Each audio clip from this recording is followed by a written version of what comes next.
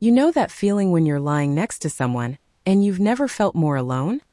He's right there, in the same bed, breathing, present, physically close enough to touch.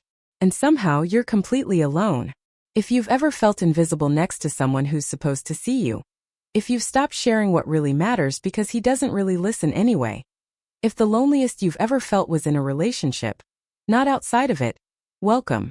This isn't about him being a bad person. And it's not about you being ungrateful. This is about something much quieter, much harder to name. Let's talk about it. Here's the thing. People think loneliness means being alone. No partner, no person, just you. But that's not the loneliest kind of lonely. The loneliest kind is when you're with someone and still feel unseen, unheard, unknown. When you could tell him what you're feeling and he'd listen but not really hear. When you could share what matters to you and he'd nod, but not understand. When the gap between you keeps growing, and neither of you knows how to close it anymore. Let's be honest about what this probably looks like. You're in the same room, but living in different worlds. He's on his phone, you're on yours. You exist beside each other, not with each other. You try to tell him about your day. He gives you half his attention, nods at the right moments, says, but you can feel it, he's not really there. So you stop telling him the real things, the things that matter. Because what's the point of speaking into silence? You have entire conversations in your head that never happen out loud. Because you already know how they'd go, you'd talk. He'd listen, but not get it. You'd feel more alone than before you tried. You look at him sometimes and think, I miss you. Even though he's right there. Because the version of him that really saw you, that connected with you, that person feels gone. And the worst part? You don't know when it happened. When you went from close to distant, from connected to separate, from us to this. Here's what people don't understand about this kind of loneliness. It's not dramatic. There's no big fight, no betrayal, no obvious problem to point to. It's quiet, gradual. A slow fade of connection that you don't notice until you're standing in it, wondering how you got here. You're not being mistreated. He's not cruel. He's not neglectful in obvious ways. He's just not present. Not really. Not in the ways that matter. And because there's no clear problem, there's nothing to fix, nothing to confront, nothing to name. Just this growing sense that you're alone.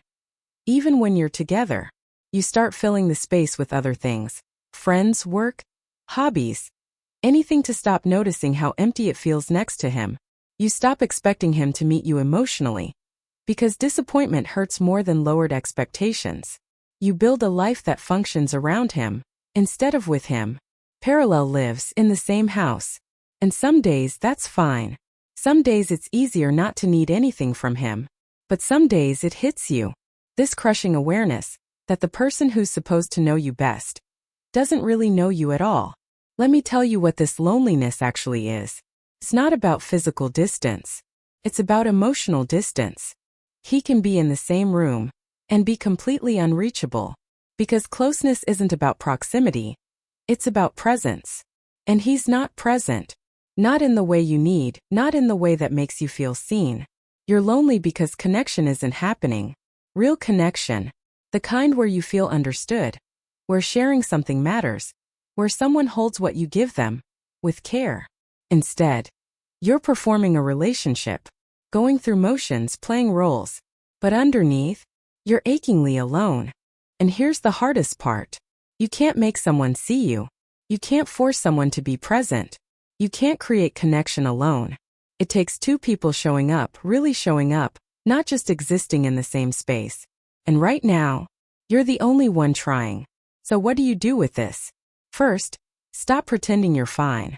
Stop telling yourself this is normal, that all long-term relationships feel like this. They don't. Comfort and familiarity are normal. Distance and disconnection are not. You're allowed to want more than just coexistence. You're allowed to need emotional connection.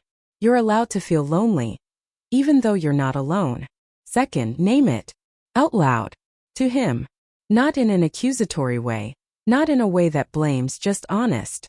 I feel lonely in this relationship. That's it. That's the truth.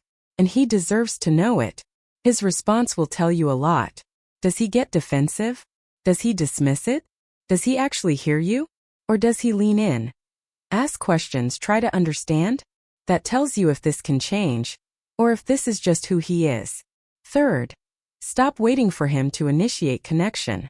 Stop hoping he'll suddenly start asking deeper questions.